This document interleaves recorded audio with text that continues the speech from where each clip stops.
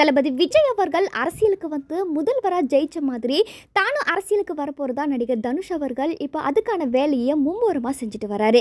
இன்னும் கூடிய சீக்கிரத்தில் தன்னோட புது அரசியல் கட்சி பெயரை அறிவிக்க போறதாவும் 2029 விஜய்க்கு எதிராக அரசியல் களத்தில் நிற்க போகிறதாவோ சமூக வலைத்தளங்களில் பயங்கரமாக வைரலாகியுமே வந்துட்டு இருக்கு.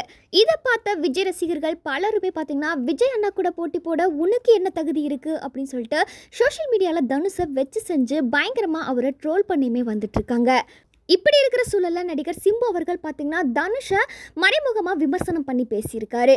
அதாவது இப்போ ரீசெண்டாக சவுக்கு சங்கர் அலுவலக திறப்பு விழா வந்து நடந்திருக்கு. இந்த விழாவில் சிம்பு அவர்கள் பார்த்தீங்கன்னா கெஸ்ட்டாக கலந்துக்கிட்டாங்க. அந்த டைமில் சிம்பு அவர்கள் கொடுத்த ஒரு ஸ்பீச் இப்போ சமூக வலைத்தளங்களில் பேசு பொருளாகவே மாறி இருக்கு.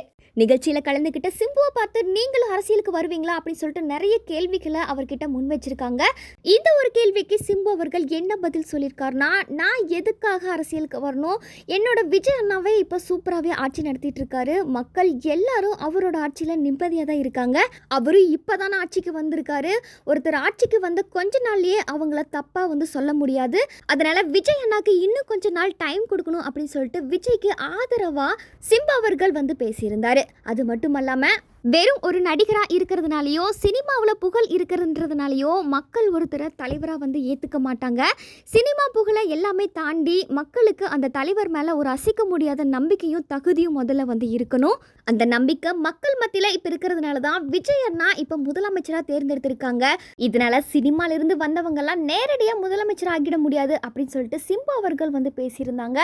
இவரோட இந்த ஒரு ஸ்பீச் இப்போ சோஷியல் மீடியாவில் பேசு பொருளாகவே மாறி இருக்கு. இதை கேட்ட தளபதி ரசிகர்கள் என்ன சொல்லிட்டு வராங்கன்னா, சிம்பு தனுஷை தான் வந்து தாக்கி பேசியிருக்காரு, அவர் பேசினதுல எந்த ஒரு தப்புமே இல்லை அப்படின்னு சொல்லிட்டு ரசிகர்கள் பலருமே சிம்புவுக்கு ஆதரவாக பேசிட்டு வராங்க. அது மட்டும் இல்லாமல் நீங்கள் எதிர்காலத்தில் அரசியலுக்கு வரக்கூடிய ஒரு சூழல் அமைஞ்சா என்ன பண்ணுவீங்க அப்படின்னு சொல்லிட்டு ஒரு மிகப்பெரிய கேள்வியை சிம்பு கிட்ட முன் வச்சிருக்காங்க. அதுக்கு நடிகர் சிம்புவுமே பார்த்தீங்கன்னா மாசா பதில் சொல்லியிருக்காரு.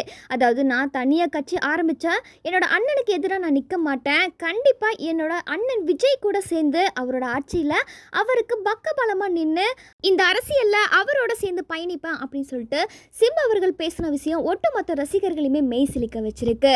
அது மட்டும் இல்லாமல் எனக்கு சின்ன வயசுல இருந்து அரசியலில் ஈடுபடுறதுக்கு எந்த ஒரு விருப்பமே இல்லை. ஏன்னா எங்கள் அப்பா அரசியலில் எவ்வளவோ உழைச்சிருக்காரு, மக்களுக்கு நல்லதையுமே செஞ்சுருக்காரு. ஆனால் இப்போ வரைக்கும் அப்பா அரசியல் களத்தில் எவ்வளவோ கஷ்டங்களோ துரோகங்களோ அவருக்கு வந்து கிடைச்சிருக்கு. இதை பார்த்து நான் ரொம்பவுமே அப்செட் ஆகியிருக்கேன்.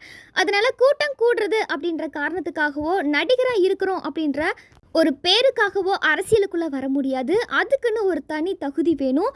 எதிர்காலத்தில் என்ன நடக்கும் அப்படின்றது யாருக்குமே தெரியாது. காலம்தான் எல்லாத்துக்கும் பதில் சொல்லணும் அப்படின்னு சொல்லிட்டு நடிகர் சிம்பு அவர்கள் ரொம்ப ஓப்பனாகவே பேசியிருக்காரு. இந்த ஒரு ஸ்பீச் கேட்ட தளபதி ரசிகர்கள், சிம்பு ரசிகர்கள் எல்லாருமே இதை செலிப்ரேட் பண்ணியுமே வந்துட்டு இருக்காங்க. அது மட்டும் இல்லாமல் ஒரு பக்கம் தனுஷையுமே மோசமாக விமர்சனம் பண்ணி பேசி வந்துட்டு இருக்காங்க. நடிகர் சிம்பு அவர்கள் பேசின இந்த ஒரு ஸ்பீச் விஜய் அண்ணனுக்கு வாழ்நாளில் விசுவாசமாக ஒரு தம்பியாக நான் இருப்பேன் அப்படின்னு சொல்லிட்டு அதை கெத்தா நிரூபிச்சிருக்காரு அப்படின்னு சொல்லிட்டு சிம்புவை புகழ்ந்து தள்ளி பேசிட்டு வராங்க. மேலும் நடிகர் தனுஷுடைய புதிய அரசியல் கட்சி விஜய்க்கு சவாலா இருக்குமா இல்லையா அப்படின்ற உங்களோட கருத்துக்களை மறக்காம கமெண்ட் செக்ஷன்ல பதிவு பண்ணுங்க.